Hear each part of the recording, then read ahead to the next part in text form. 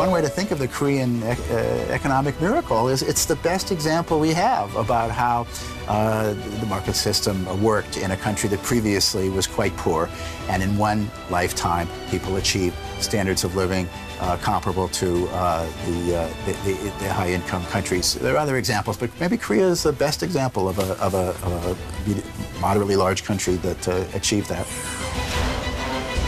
불과 50여 년 전만 해도 가난한 아프리카 나라들과 다를 바 없었던 대한민국의 경제 수준. 과연 지난 50여 년간 대한민국 경제에는 어떤 일들이 일어났던 것일까? 대한민국 경제개발의 역사, 그 발자취를 되돌아본다. 1945년 8월 15일 36년간의 일제 쇠사슬이 끊어지고 초대 대통령 이승만 박사가 세계 만방에 대한민국 정부 수립을 선포했던 것입니다. 광복 3년 후 1948년 8월 15일 대한민국은 자유민주주의 시장경제 체제를 표방하는 서방 진영의 일원으로 정부를 수립했다.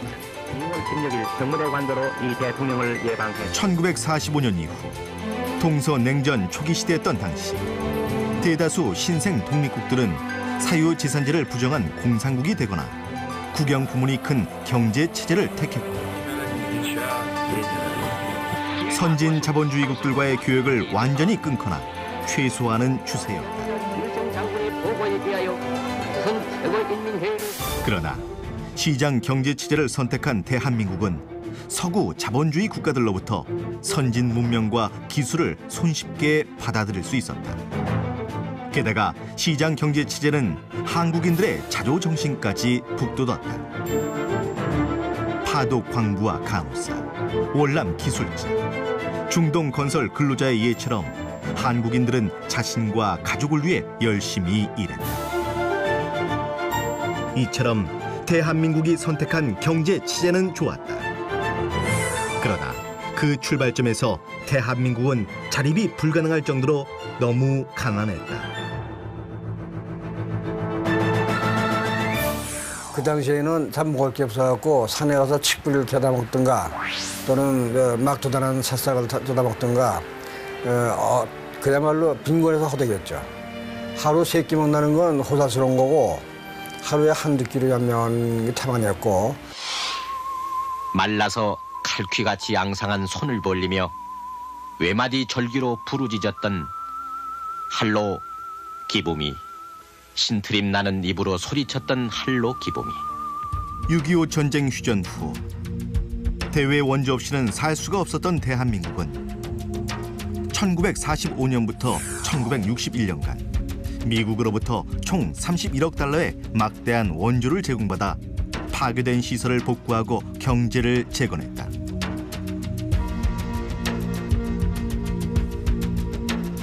그 밑거름으로 소비재 공업, 특히 300공업이라 불리는 면방직업, 제분업, 제당업이 발전해 한국 경제는 1954년부터 1960년간 연 4.9% 성장할 수 있었다. 그러나 언제까지 원조에 의지할 수만은 없었다. 미국이 원조를 줄이려 했기 때문에 하루빨리 자립 능력을 키워야 했다. 1950년대 후반 미 원조 당국은 한국 정부에 장기 경제개발 계획안을 작성하라고 요청했다. 이에 이승만 정부 부흥부의 김현철, 송인상 장관, 차균희 경제기획관, 이기홍 기획과장, 재무부 이한빈 예산국장 등의 신진 관료들이 한국 경제의 자립 방안을 만들기 시작했다. 그리고 1958년 4월 부흥부 산하의 각계의 전문가들로 산업개발위원회를 조직, 최초의 체계적 경제계획, 경제개발 3개년 계획을 작성한다. 포장에 사용할 아스팔트 액을 생산하는 이 공장은 이 계획엔 GNP 연 5.2% 성장을 목표로 제주업, 건설업, 광업 등 2차 산업의 집중 육성 의지가 담겨 있었다. 이 계획안이 1960년 4월 발표되었으나 곧이어 발발한 4.19 혁명으로 이승만 정권이 무너지면서 폐기됐다. 4.19 혁명 후 집권한 민주당 정부도 경제 제1주의를 표방한 바 이전의 3개년 계획안을 참고해 1961년 5월 경제개발 5개년 계획을 수립했다. 그러나 이 역시 5.16 군사정변으로 무산되었다.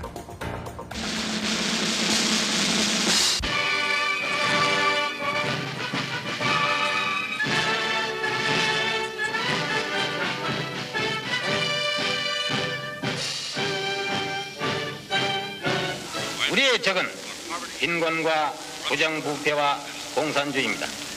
나는 이것을 우리의 3대 공적으로 생각합니다.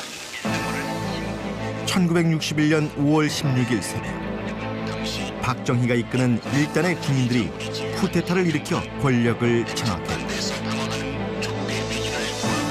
그들은 군사혁명위원회 명의로 혁명 공약을 발표했다.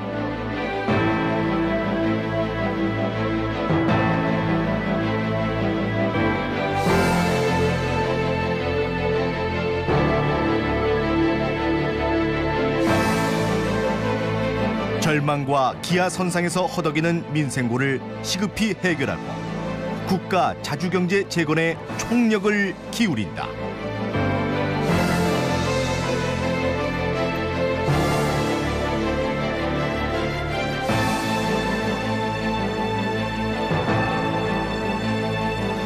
정면 직후 군사정부는 지도받는 자본주의, 계도 자본주의를 제창했다. 국가의 개입, 통제 방침은 분명했으나 민간 기업에 의한 경제 운영이라는 중심 원칙은 흔들지 않았다. 군사 정부는 대기업주들이 경제 건설에 적극 나설 것을 요청했다. 부정축제 혐의를 받은 기업인들은 경제 재건 촉진회를 구성했다. 오늘날 재계의 대표 단체 중 하나인 전국 경제인 연합회의 출발이었다. 군사정부는 이 기업인들에게 제철소, 비료 공장 등 국가 기간산업 공장의 건설을 나누어 맡겼다. 이어 경제기획, 예산부터 외자 도입까지의 결정권을 가진 경제기획원을 설립했다.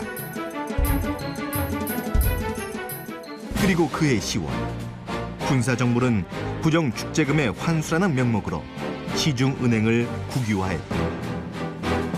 공금융 시장까지 장악한 것이다. 군사정부는 경제개발계획 수립도 서둘렀다. 그러나 1962년 1월 제1차 5개년 계획안을 발표했다. 박정희 대통령의 목표는 5개년 연평균 7.1%의 성장. 경제개발 5개년 계획을 발표. 일본의 소득 배증 계획을 본떠서 10년 후 국민 소득을 2배로 만들겠다는 계획이었다. 하지만 이전 3년간 연평균 2.3%가 성장한 국내 상황을 고려한다면 매우 과도한 목표였다. 이 계획을 위해 그해 6월 내자 동원책을 전격 단행했다. 10대1 화폐 개혁. 새 화폐로 바꾸려고 내놓는 거액의 옛 화폐를 산업 투자 자금으로 쓸 계획이었다. 그러나 거액의 옛 화폐는 나오지 않아 이 시도는 실패했다. 외화 자금 조달도 쉽지 않았다. 외화 수입원도 없고 대외 신인도도 낮으니 차관을 얻을 길이 없었다. 미국은 목표 성장률을 낮추고 종합지철소와 같이 과도한 투자 계획을 취소하라고 요구했다. 결국 당초의 1차 5개년 계획은 실패로 끝이 났다. 애초부터 한국과는 맞지 않는 현실성 없는 계획이었다. 군사 정권은 뭔가 혁명을 하고 난 다음에 무엇인가를 보여주기 위해서 상당히 높은 수준의 성장 목표를 추구를 했습니다. 그래서 7.1% 정도의 성장 목표를 추구를 했는데 내자라든가 외자라든가 모두 다 동원하기 상당히 어려운 상태에 빠지게 됩니다. 그래서 이미 1962년 12월이 되게 되면은 수정을 해야 되겠다라는 논의가 나오게 되는 거고, 그래서 이제 다양한 방향을 모색하는 과정 속에서 64년 2월에는 이제 보완 계획을 마련하게 되는 것이죠. 결국 현실적인 실행이 가능하도록 계획을 변경하거나 새 길을 찾아야 했다. 정부는 일단 계획을 대폭 축소하여 1964년 2월 제1차 5개년 계획의 보완 계획을 내놨다. 목표 성장률을 7%에서 5%로 낮췄고 사업 수도 대폭 줄였다. 3개월 후인 5월엔 원화 가치를 대폭 절하했다. 1달러 환율을 130원에서 255원으로 약 2배 인상한 것. 이는 미국의 시장 자유화 요구에 따라 환율을 현실화한 것일 뿐 수출 주도 공업화 전략의 일환으로서 수출 증대를 위해 환율을 올린 것은 아니었다. 하지만 이미 새 길이 열리고 있었다. 1962년부터 공산품 수출이 증가하기 시작한 것. 주요 수출 항목은 양철, 합판, 의류 등이었다. 경제계가 정부보다 먼저 수출 시장을 찾아 활발히 움직인 것이다. 대한상인은 1963년 2월과 6월 일본과 홍콩 등지로 보세 가공무역 조사단을 파견했고 한국경제인협회는 3월 수출산업촉진위원회를 만들어 보세 가공업 조사 등을 목적으로 수출산업조사단을 일본에 파견했다. 그들은 새 수출 공업을 물색하고 제1교포 기업인들에게 모국 투자를 요청했으며 돌아와서는 정부의 제1교포 기업인들이 투자할 경공업 수출산업단지를 서울 근교에 만들어달라고 건의했다. 천우사의 전택구와 같은 기업가들도 각종 수출 진흥책을 정부에 건의했다. 정부 역시 수출 증가에 주목했다. 박정희는 이미 1964년 1월 연도교수에서 근래 공산품 수출의 증가를 특기할 만한 발전으로 언급한 바 있었다. 1964년 5월 새 경제팀이 출범했다. 정일관 총리 이하 이른바 한일회담 돌격 내각에 포함된 장기영 부총리가 그 주역. 장기영은 왕초라는 별명만큼 강한 보수 기질과 탁월한 추진력을 가진 인물이었다. 과거 일본을 왕래하면서 수출 진흥의 가능성을 확인한 그는 수출 주도 공업화로 경제 부흥의 가닥을 잡았다. 장부 정리하게 되면 단 한마디로 아주 보기 드문 노력형입니다. 그가 가지고 있는 추진력이라는 것은 대단한 평가를 받는 그 추진력인데 장부총리가 들어와 가지고는 부총리로서 경제개혁원이 할 수 있는 영역이 확 넓어졌어요. 국제적인 문제에서도 상당히 그 시야를 넓혔어요. 국제 문제를 확 터뜨려 놔서 국제협력을 일으키고 이런 활동을 하기 때문에 경제개혁원의 그 본연의 그 모습이 장기영 부총리가 와가지고 드러났다는 그런 평가를 받게 되는 거라고 생각합니다. 그 시절에 그 양반 이상 적절한 사람을 생각할 수가 없어요. 장기영 씨는요, 자기가 말하는 것처럼 참 25시의 사나입니다. 왜냐면요, 남보다 한 시간을 더 쓰는 사람이에요. 그러니까 늘 잠을 안 자고 생각하는 사람입니다. 불도저씨로 가니까 그게 박 대통령과 사이 콤비가 맞은 거예요. 그러니까 사실은 우리나라에요, 초창기에 경제개발을 하는 것은 장기영 씨 플러스 박 대통령이죠. 박 대통령 혼자가 아닙니다. 장기영 씨라는 사람이 있었기 때문에 박 대통령이 저를 말하면 그 개발 철학을 가지게 되잖아, 이래 보이는 겁니다.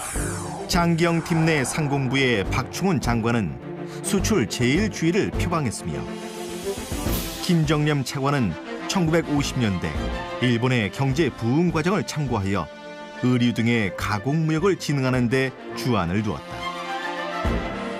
1964년 드디어 수출이 사상 최초로 1억 달러를 넘어섰다. 박정희 정부는 이를 기념해 11월 30일을 수출의 날로 지정했다. 지난 수년 내 정부와 민간이 잠을 깨고 노력한 결과 수출은 급속히 신장하게 되었습니다. 1965년 1월 대통령은 연두교서에서 증산, 수출, 건설을 국정의 3대 목표로 발표했다. 이처럼 1965년 초 정부는 수출을 국정의 중심 목표로 격상시켰다. 수출 제1주의, 수출 입국이 널리 지창됐다. 정부는 저리의 수출 금융 제공, 수출용 원부자재 관세 감면, 우수 수출업자에 대한 보상과 지원을 했다.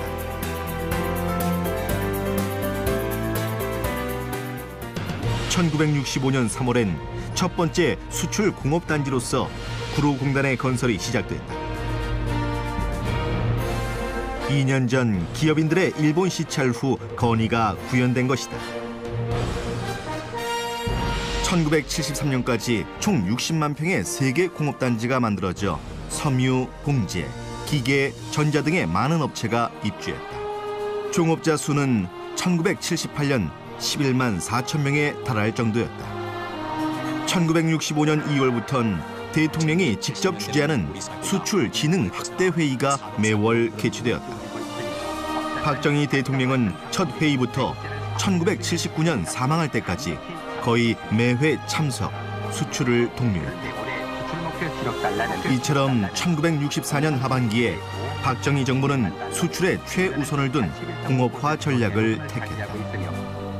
민간이 먼저 움직이고 성과가 나오자 정부가 그를 중심 정책으로 만든 것이다. 60년대 초반에 민간 주도의 수출 공업화가 시작됐고 정부는 이걸 포착해서 일종의 굳히기 작전으로 이제 들어간 걸로 이렇게 파악을 하고 있습니다. 관이 했던 중요한 역할은 매우 합리적이고 체계적인 정책을 종합 계획을 세워서 그걸 잘 수행했다는 것이고 정부 특히 이 최고 정치 수뇌부는 뭐냐면 수출 공업화를 국시로 이제 삼아서 그런 분위기를 유지했다는 데 있어서 정부하고 그다음에 정치가들이 굉장히 중요한 역할을 했다고 생각합니다. 이 전략은 후진국 경제개발사에 일찍이 없던 전략이었다. 그리고 당시엔 그것이 성공할지도 불투명했다. Most people thought that Korea was sure to fail. Most people at that time were either pushing import substitution or who knows what, but no one at the time really praised Korea for its strategy. 훗날 한국의 공업화가 성공하자 경제학자들은 이를 수출 주도 공업화, 수출 지향 공업화로 명명했다. 한국의 공산품 수출이 급증한 것은 고속 성장하던 세계 경제의 흐름을 탄 덕분이었다. 제2차 대전이 끝난 후부터 제1차 석유 파동이 일어난 1973년까지 서구 선진국을 중심으로 세계 경제는 사상 전례가 없는 고도 성장을 했다. 1950년부터 1973년까지 세계 경제의 연평균 성장률은 4.9%나 됐다. 이는 1820년에서 1950년의 연평균 성장률 1.6%보다 훨씬 높았다. 소득과 임금이 크게 상승한 선진국에선 노동 집약적 경공업을 유지하기가 어려워졌다. 자연스럽게 의류, 완구, 가발, 신발, 전자 등 단순 가공 경공업들은 노임이 싼 개발도상국으로 옮겨가게 됐다. 양질의 노동력을 가진 개발도상국은 이 경공업을 유치해 선진국에 공산품을 수출할 기회를 잡았다. 다수의 교육받은 인력을 가진 대한민국이 바로 그런 나라였다. 1960년대 초 한국에는 초등교육 이상을 마치고도 일자리를 얻지 못한 사람들로 넘쳤다. 이들 중 양순하며 인내심 강하고 가족을 위해 희생할 자세가 되어 있는 10대 후반의 나이 어린 여성들이 가장 먼저 섬유, 의류, 가발 등의 제조 공장에서 일하기 시작했다. 이런 세계적 조류 속에서 한국이 경공업 공산품 수출을 중심으로 경제개발 전략을 바꾼 것은 참으로 적절한 선택이었다.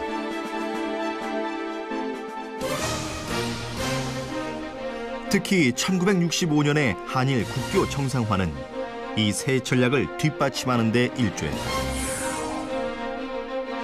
중화 공업화에 따라 부품 등 중간재와 기계 등 자본재의 수출국이 된 일본.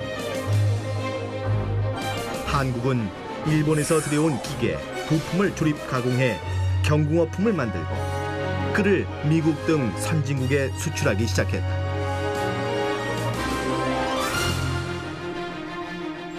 (65년) 국교 정상화는 뭐 크게 보면 많은 논란이 있지만 이렇게 선진국으로부터 특히 일본으로부터 자본재와 기술, 그다음에 금융자본을 수입해서 그거를 통해서 경제 성장과 수출의 기반을 다지고 그걸 통해서 다시 제3국으로 수출하는 이러한 국제 분업의 구조를 앞당겼다는 데 있어서 경제 발전 사상 굉장히 중요한 의미를 갖고 있다고 생각합니다.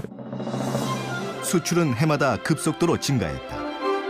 1961년 4,090만 달러였던 수출액은 18년이 지난 1979년 151억 달러로 368배 증가했다.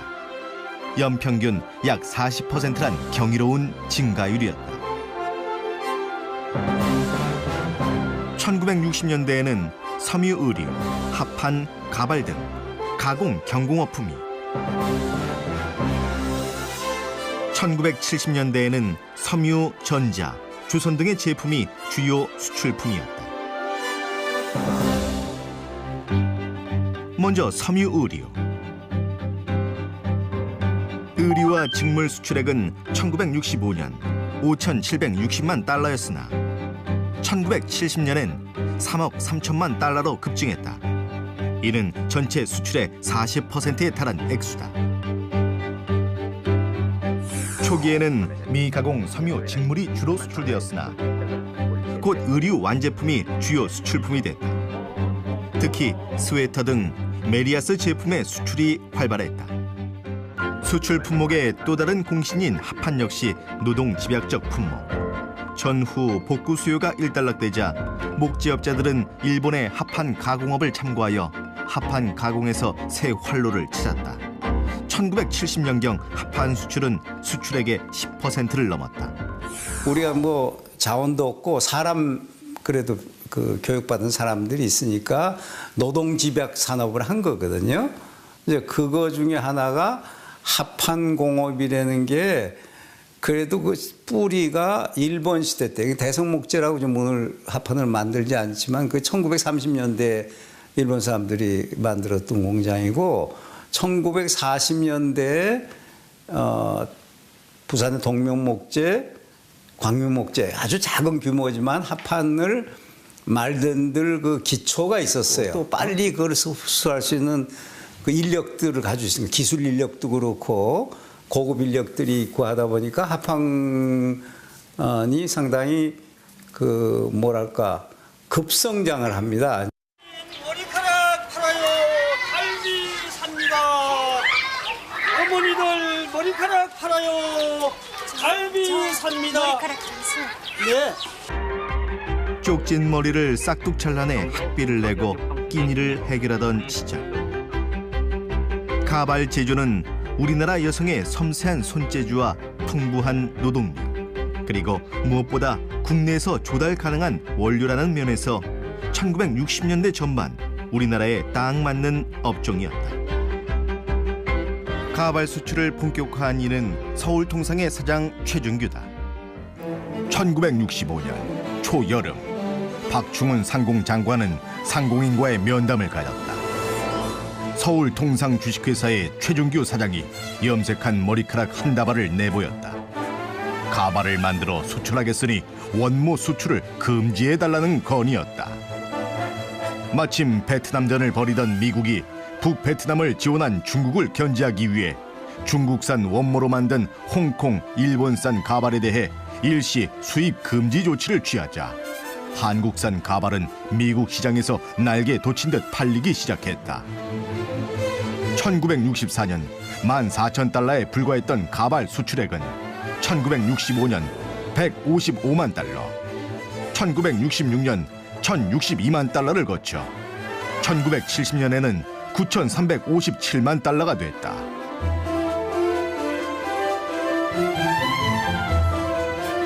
이처럼 가발 수출에는 운도 따랐다. 구로공단의 서울통상은 천여 명의 여공을 거느린 대규모 가발 공장. 가발 외에 완구, 스웨터 수출도 겸했던 서울통상은 1970년 수출액 2위를 기록했고 사장 최준규는 재벌 기업가들을 제치고 1971년 개인 종합소득세 납세 1위에 올랐다. 이렇듯 1970년 총 수출액의 12%를 차지하며 세 번째 상위 수출 품목이었던 대한민국 가발은 미국 시장에서 홍콩 가발에 이어 2위를 차지했다. 하지만 지속적 경제 성장으로 대한민국의 임금도 상승하자 가발 제조업은 1970년대 사양화했다. 수출 품목 1, 2, 3위는 의류 합판 가발. 이처럼 초기에 대한민국 수출품은 보잘것없었다. 내가 국장 할 때니까 64, 5년 될 거야. 우리가 수출하는 것이 뭐 와이셔츠니 뭐니 그런 거니까 우리나라 물건들을 어디서 파느냐 그거 한번 가르쳐달라고 그래서 본인이 찾다 했는데 간 게 그 시장이야. 우리나라에 수원시장쯤이나 될까 그다음 동안 창원시장이나 될까 그 정도 조그만 시장 동네 바깥에 있어. 그 1층, 2층짜리 집 형편없는 집도 이렇게 쭉 나란히 했는데 가게야. 가게인데 안에 보니까 전등도 아까서 시꺼매. 그 문 바깥에다가 요만한 책상을 놔놔서 요 위에 쌓여있는 게 한국에서 수출한 와이셔츠더라 이게. 안에 못 들어가. 싸서 한 개씩 안 팔아. 한 타씩 팔아. 우린 그렇게 열심히 맹길어서 여공들이 맹기는 건데 말이지. 이렇게 푸대접을 받고 있는 애게. 그러나 공업화는 이처럼 시시한 값싼 제품의 수출부터 시작하는 법이었다. Textiles is where you start. So the first Korean product I got was a baseball glove. The good glove was very expensive to get in the United States, and all of a sudden you could get these very cheap gloves. They're sewn together by hand by some lady. She probably put a stack of leather, took it back to her house, and and they were well done. And that's what you do when you're just starting up. 한편 1960년대 후반 한국 기업은 월남 파병으로 열린 베트남에 들어가 운송 하역 및 건설 시장에도 진출했다. 파월 기술자는 1965년 105명이었으나 1966년부터 월남 붐이 일어 1968년에 15,571명이 되었다. 이들은 주로 크레인 하역기사, 트럭 운전사였다. 물품 군납, 건설 용역, 파월 기술자와 군인의 임금, 송금 등을 통해 1969년 한 해에만 총 1억 8,730만 달러를 벌어들였다. 같은 해 수출액 대비 30% 가까운 큰 금액이었다. 오늘날 운송 대기업인 한진그룹, 월남 특수를 통해 급성장했다. 당시엔 한진 상사로 월남 붐을 타고 1968년 2,670만 달러의 항만 하역 및 수송 용역 등으로 월남에서 총 1억 1,000만 달러의 용역을 따내며 대기업으로 성장했다. 경공업품의 순조로운 수출은 저렴하면서도 양질의 노동력이 풍부했기에 가능했다. 1966년 한국의 근로자 시간당 임금은 필리핀, 태국, 대만의 절반에 불과할 정도로 낮았다. 하지만 노동시간은 세계 최장 수준이었다. 1960년대 후반 선진국은 물론 동남아 국가까지도 노동시간이 주당 45시간 정도였던 반면 한국은 그보다 10시간 많은 55시간을 넘나들었다. 당시 열악했던 근로 조건을 대표했던 곳은 청계천 평화시장 피복 공장이었다. 영세 봉지업자에 고용된 제단사와 여공 재봉사들은 닭장처럼 좁고 더러운 작업 환경에서 하루 12시간 이상 고된 노동에 종사했다.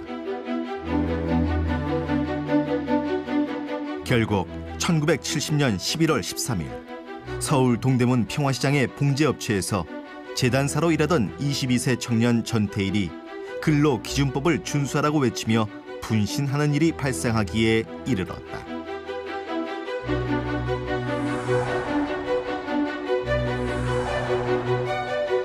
저는 피 끓는 청년으로서 이런 현실에 종사하는 재단사로서 참혹한 현실을 정신적으로 받아들이지 못합니다. 1개월에 첫 주와 3주, 이틀을 쉽니다. 이런 휴식으로서는 아무리 강철 같은 육체라도 곧 쇠퇴해버립니다.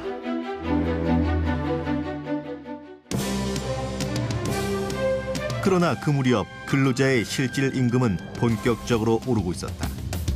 실질 임금은 1965년부터 1966년까지 연 5%의 상승 시동이 걸렸고 1967년부터는 연평균 10%로 급상승했다.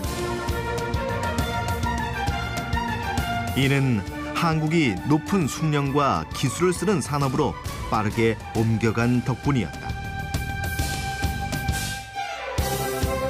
이처럼 1960, 70년대의 섬유 공장은 빈민 출신의 재단사와 보조 노동자들이 빈곤의 수렁에서 탈출할 사다리의 첫 계단이자 한국이 오르기 시작한 경제 발전 사다리의 첫 계단이었다. 경공업품 수출의 확대는 관련 공업의 발전을 가져왔다. 화섬 산업이 그 대표다.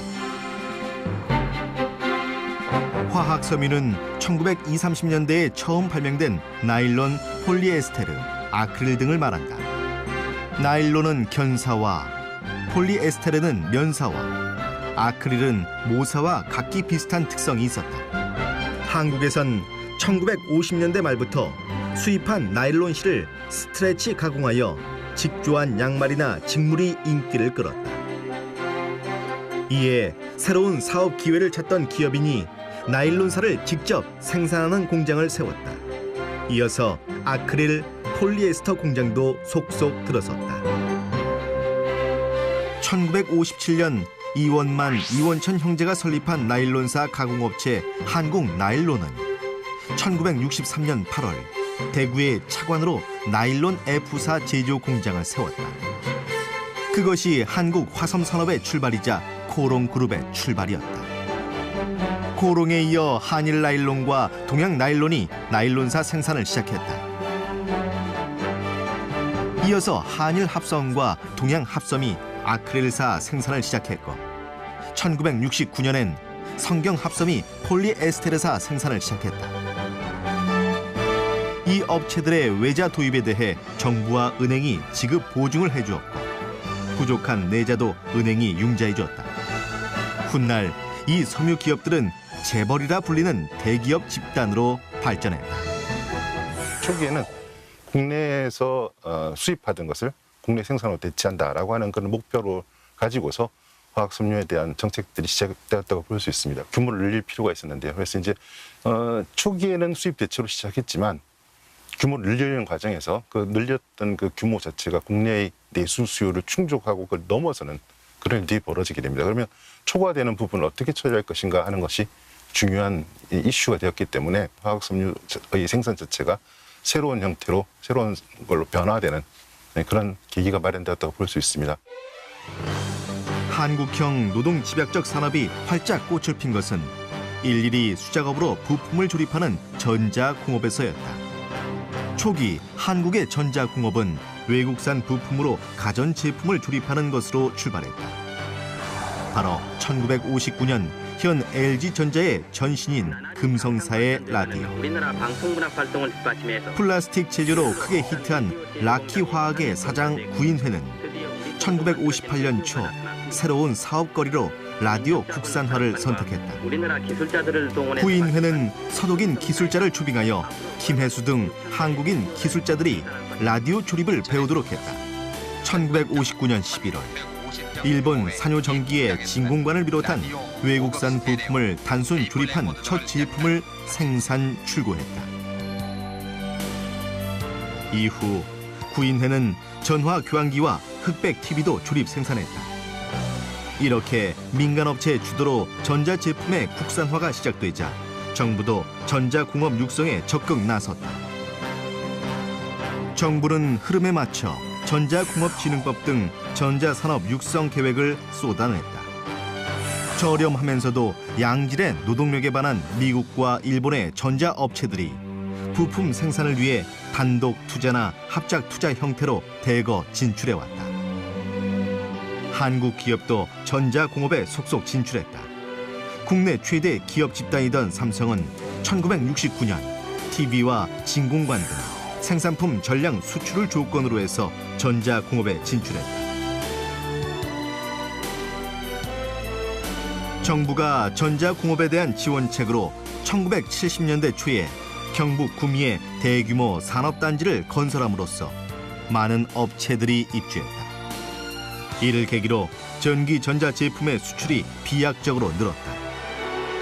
초기 수출은 콘덴서나 트랜지스터 등 전자부품 위주였으나 나중에는 흑백 TV와 녹음기 등 가전 완제품 위주로 바뀌었다. 당시 한국 경제의 조립 가공형 특성을 단적으로 보여주는 곳이 마산 수출 자유지역이다. 1970년 정부는 관세 등 각종 조세와 외환관리 면세의 혜택을 주는 마산 수출 자유지역을 설치했다. 외국 자본을 끌어들여 전자기계 분야의 고급 제품을 생산해 수출할 목적이었다.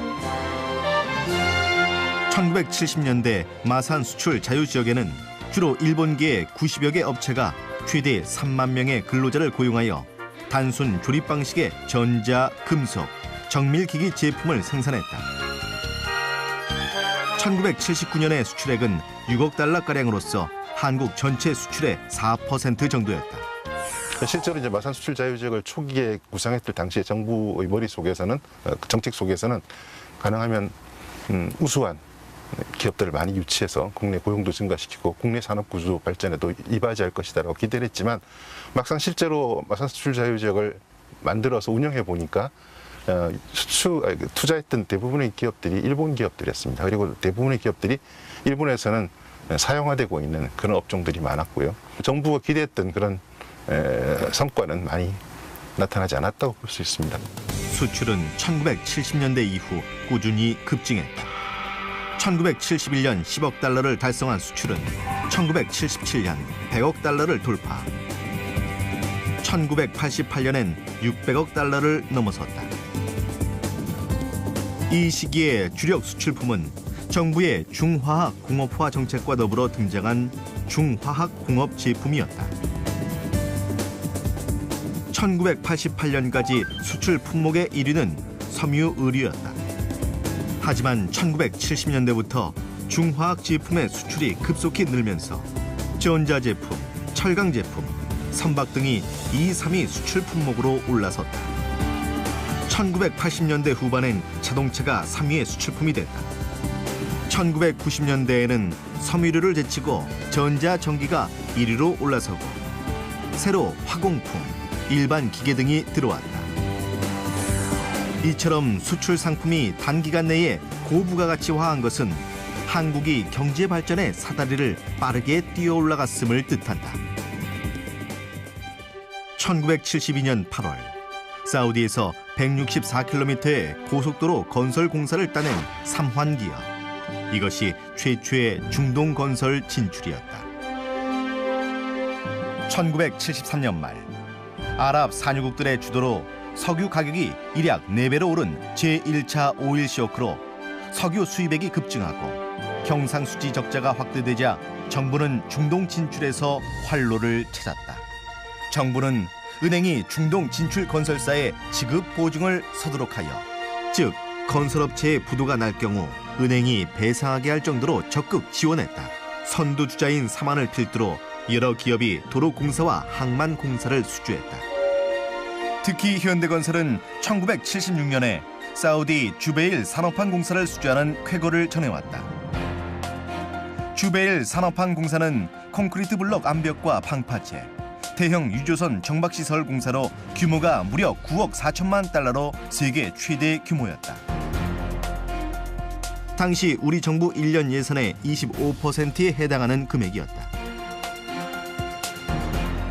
이후 해외 건설 수주액은 꾸준히 증가해 1982년 한국은 미국에 이어 2위를 차지했다. 1976년부터 1981년에 걸친 중동 건설 수주액은 수출액의 절반 가까이 달할 정도. 중동 진출은 오일 쇼크를 극복하는 데 매우 큰 역할을 했다. 대한민국의 기업가와 근로자들이 뜨거운 모래바람이 부는 중동 건설 현장에서 흘린 땀과 수고는 1970년대의 한국 경제를 일으키는 큰 힘이 되었다. 라면에서 미사일까지, 이쑤시개에서 인공위성까지 이 같은 슬로건으로 취급하지 않는 수출 품목이 없었던 종합상사.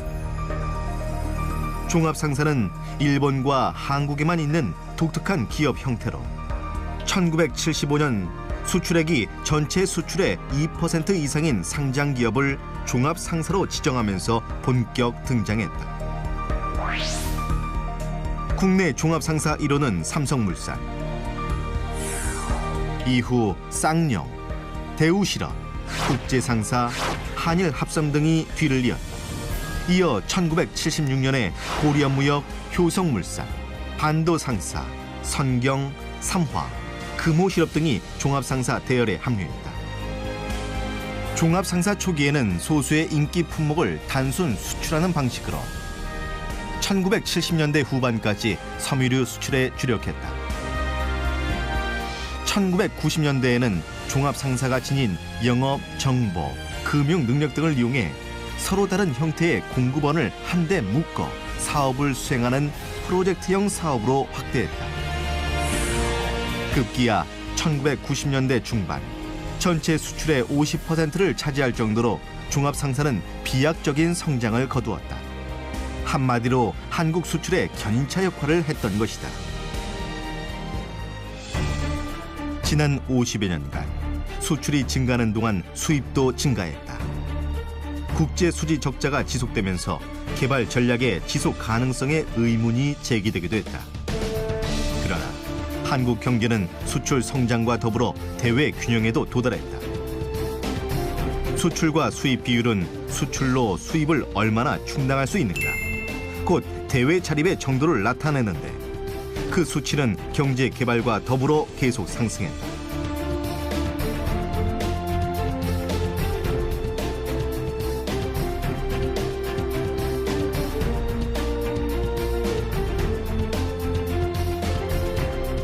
한국 경제의 대외 자립에 중요한 계기가 된 것은 1980년대 후반의 삼저 호황이었다. 미국의 무역 수지 적자 문제가 심각하던 1985년, 미국, 독일, 일본 등 선진국 재무장관들은 마르크화와 엔화의 절상, 즉 달러화의 평가 절하와 금리 인하를 결정했다. 이후 국제 경제는 저달러, 저금리가 펼쳐졌다. 여기에 저유가가 더해졌다. 삼저가 온 것이다. 일본과 서독은 타격을 입은 반면 한국이 뜻밖의 수혜를 입었다. 그간 일본 제품과 힘겹게 경쟁하던 한국 제품은 삼저 덕분에 큰 가격 경쟁력을 갖게 됐다. 한국의 중화공업품 수출이 급증하고 삼저 호황이 왔다. 1986년부터 1988년까지 3년간 한국은 대폭의 무역 수지 흑자를 냈다. 외채도 감소했다. 1876년 조선 왕조가 개항한 이후 110년간 무역 수지 적자를 면치 못했던 한국. 그러나 1980년대 후반에 이르러 한국 경제는 드디어 대외 자립 국면에 들어선 것이다. 삼저 호황은 우리나라만 겪은 게 아니거든요. 다른 국가도 다 좋은 환경에 있었는데 특히 아시아 국가들은 유독 한국만이 굉장한 그 반탄력을 보이거든요. 사실 이러한 그 반탄력의 중심은 바로 70년대 중화공업에서 형성됐던 게 사실이고, 또 사실은 어떻게 보면 아이러니하게도 구조조정이 제대로 안 됐기 때문에 기업들이 상당한 초과 설비를 갖췄기 때문에 이러한 강력한 수출 회복이 발생한 면이 있다고 이제 생각합니다. 대한민국은 인력 말고는 가진 게 없었다. 풍부한 천연 자원이 있었다면 우리는 합판, 의류, 가발 등을 수출할 생각을 하지 못했을 것이다. 초기에 단순한 가공품을 생산해본 경험이 있었기에 후반에 고도의 기술과 숙련을 요하는 제품을 생산할 수 있었다. 1960년대 초 이래 1980년대 말까지 수출은 연 30에서 40%씩 증가하며 고도 경제 성장을 이끌었다. 수출 관련 산업에 대한 투자가 급증하였고 소득 증가에 따른 소비 증가는 투자의 증가를 불렀다.